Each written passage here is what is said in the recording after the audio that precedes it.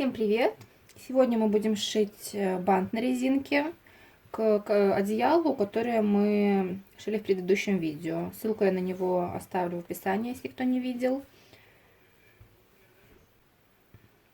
Я приведу вам свои размеры. Вы не обязательно должны их использовать, можно меньше, можно больше сделать. Мои размеры ориентировочные. Итак, для резинки нашей я буду делать широкую резинку. Она будет такая широкая. Я взяла отрез шириной 21 сантиметр и длина у меня почти метр. Можно взять от 90 до 100 сантиметров длину. Для петельки у меня 12 на 20 сантиметров кусочек ткани.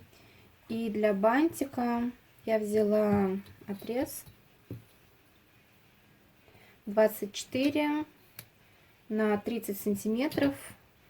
Получается у меня вот такой сложный. То есть получается 24 на 60 сантиметров. Можно длину взять, можно два отдельных прямоугольничка взять. Также можно украсить бантик кружевом. Для резинки нам понадобится эластичная тесьма. У меня длина 60 сантиметров и ширина 3 сантиметра. Так, начнем с резинки. Складываем нашу ткань лицом вовнутрь, вот таким вот образом, и прострачиваем по длинной стороне.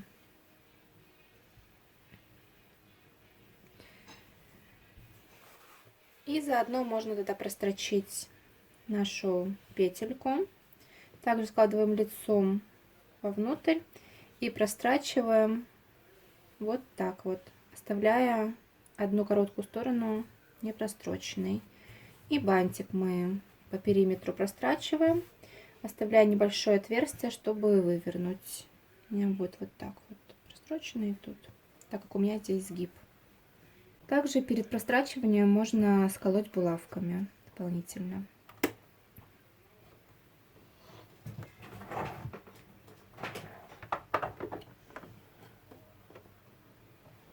Прострачивать буду на ширину лапки.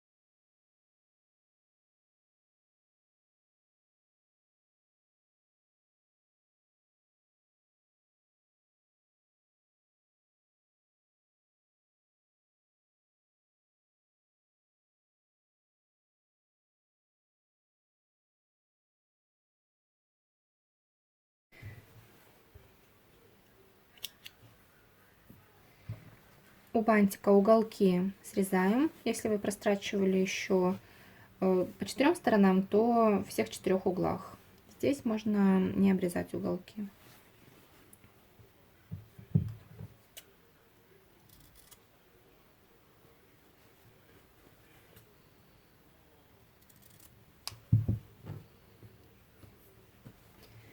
Выворачиваем все наши детальки на лицевую сторону. Здесь мы тоже на петельке уголочек срезаем. Выворачиваем на лицевую сторону аккуратненько.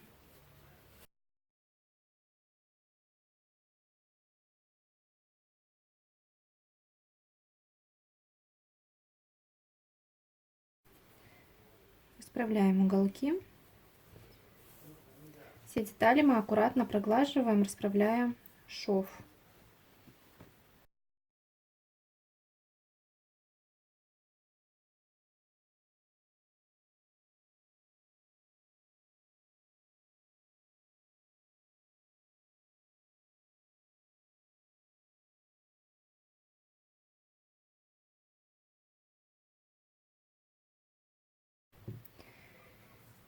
Это тоже мы нашу деталь проглаживаем. Если вы хотите, чтобы подушечка была пышная, то на этапе прострачивания мы добавляем еще слой синтепона, чтобы она была более пушистая.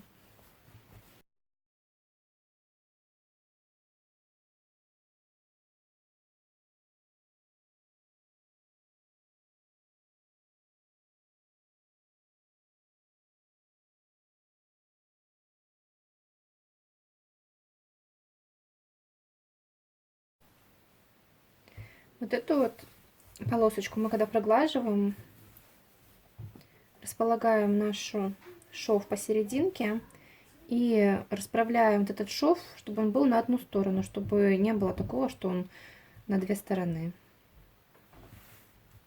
Аккуратненько все детальки наши проглаживаем. Вот мы прогладили наши детальки. Это отверстие мы зашиваем аккуратненько потайным стежком.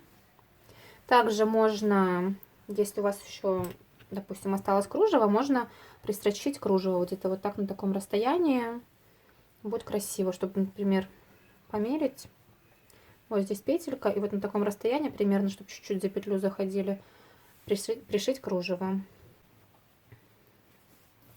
Петельку я обычно пристрачиваю липучку, так всегда удобнее снимать. Покажу чуть позже. И так как мы будем делать широкую резинку, я вот так вот отмерю примерно. Можно нарисовать либо карандашом, либо маркером исчезающим. Я нарисую 2 линии и по ним прострочу. И потом вставлю резинку. Либо можно померить примерно, чтобы пару миллиметров оставалось, чтобы мы могли вставить резинку, чтобы она не топорщилась. Где-то может по 2 миллиметра по краям оставить.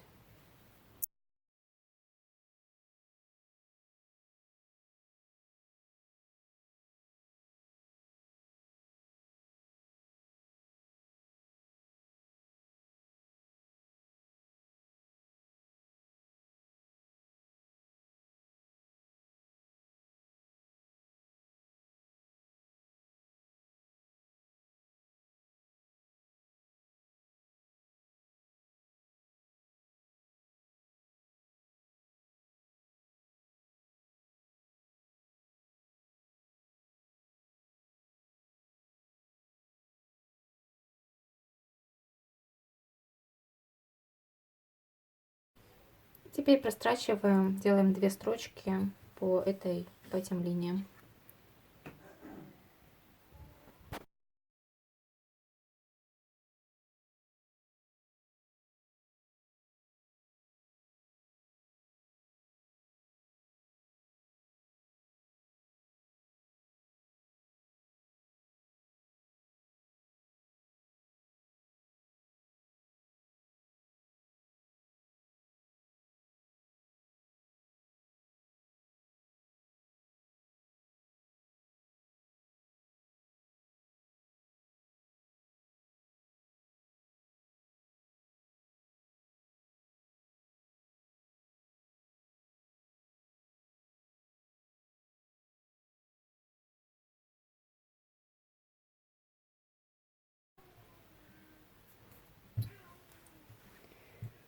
Теперь берем такую булавку, зацепляем кончик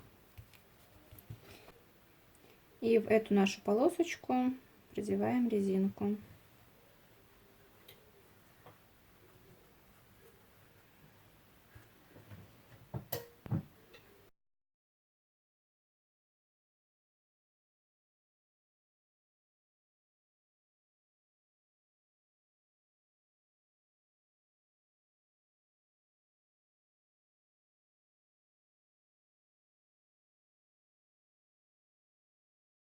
Когда мы дошли до сюда, хвостик наш мы закрепляем, делаем строчку по краю, пару миллиметров.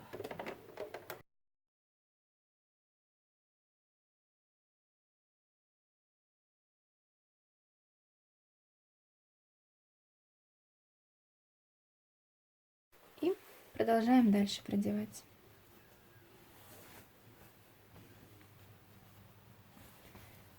принципе, когда у нас еще не натянута ткань, можно сейчас отметить нашу серединку, чтобы легче было прострачивать.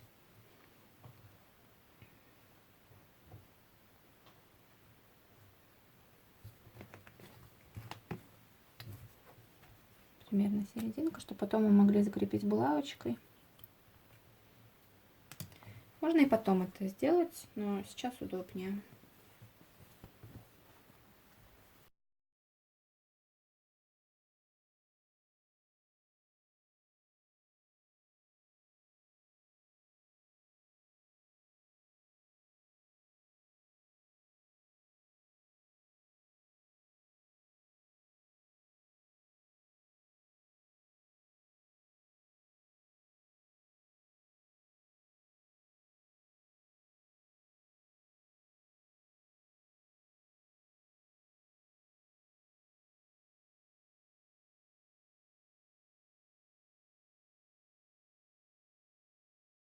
И точно так же закрепляем этот конец тоже строчкой.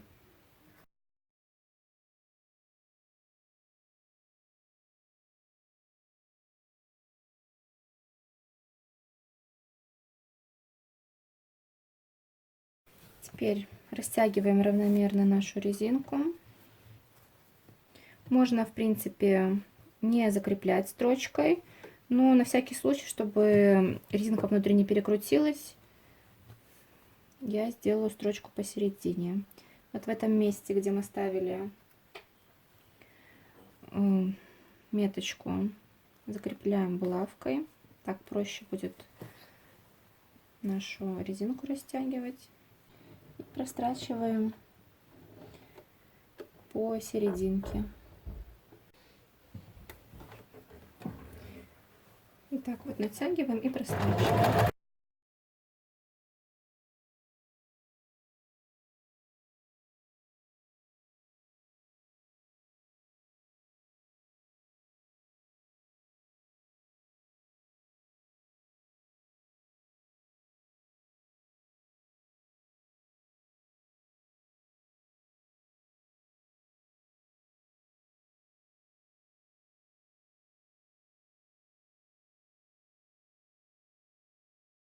Вот так вот у нас получается на лицевой стороне.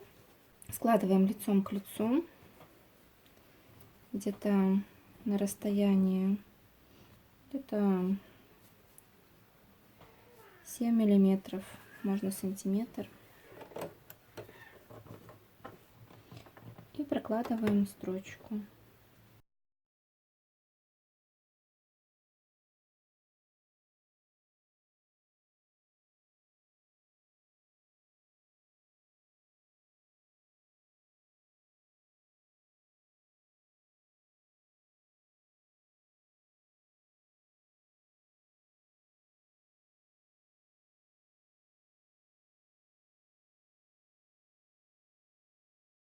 Если есть какие-то ниточки лишние, обрезаем.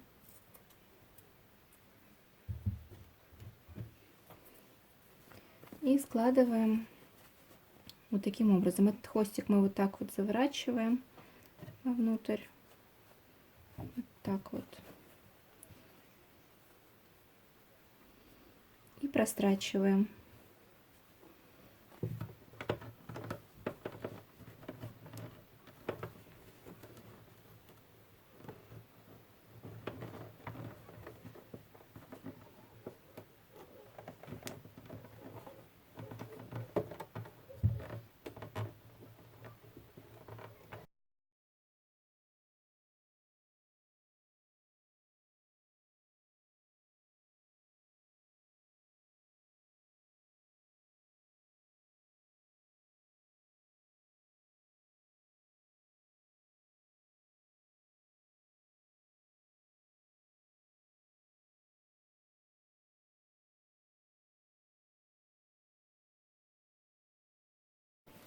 Вот так вот у нас получается на лицевой стороне. Вот такая резинка. Теперь нам осталось закончить нашу петельку. Отрезаем необходимый кусочек липучки. берем, загибаем буквально на полсантиметра. Можно прогладить утюгом, чтобы легче было.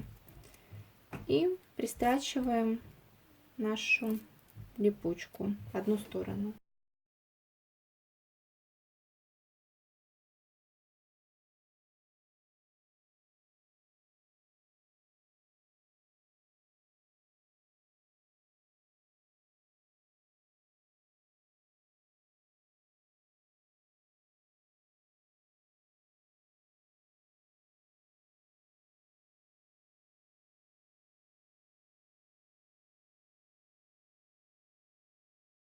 Вот так вот. И так вот переворачиваем. К этой стороне мы пристрачиваем вторую часть нашей липучки. Вот такая у нас петелька получилась. Очень удобная. Бантик мы зашили потайным стежком. Можно отложить в сторону. Еще я решила дополнить бант ленточкой. Я вырезала полоску шириной, длиной 60 сантиметров и шириной 19 сантиметров. Можно сделать 20. Так вот сложила пополам лицом вовнутрь. И хочу скосить немножко углы. Где-то сделаю по 9 сантиметров.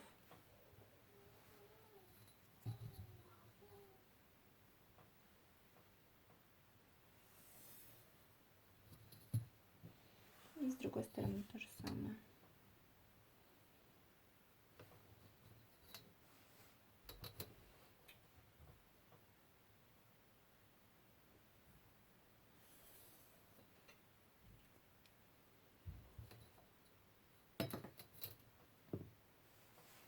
Прострачиваем здесь, посерединке оставляем небольшое отверстие, чтобы вывернуть, и здесь.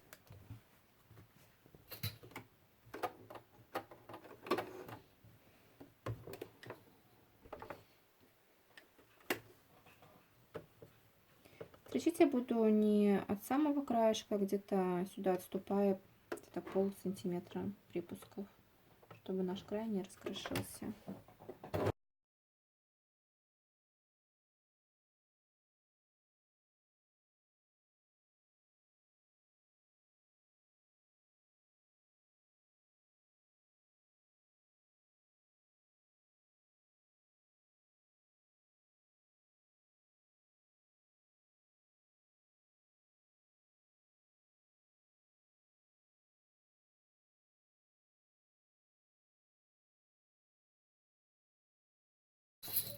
Теперь срезаем.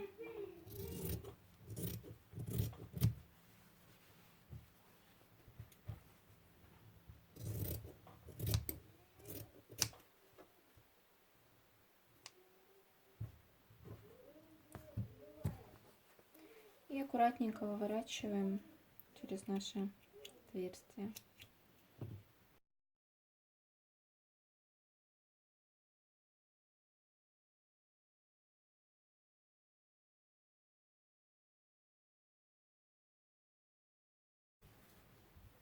Уголки мы разравниваем и все швы наши. И проглаживаем утюгом.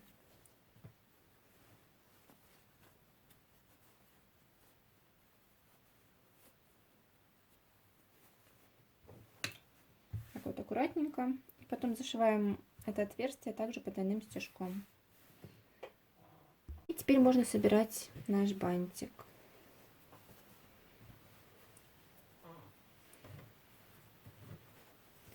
Складываем гармошкой или как удобно наш бант.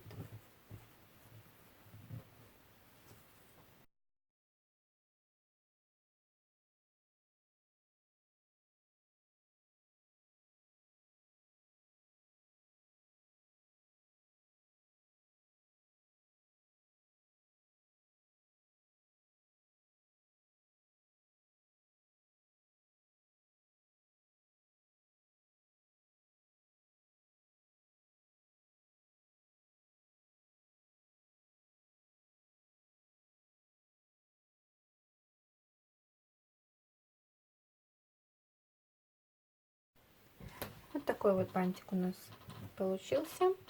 Также можно дополнительно, допустим, белого цвета сюда вставить еще один маленький бантик, квадратик. Можно петельку украсить кружевом, либо, как я уже говорила, сам бантик украсить кружевом. На этом у меня все. Если вам понравилось видео, ставьте лайк, подписывайтесь, если не подписались, и жмите на колокольчик, чтобы не пропустить следующее видео. До встречи!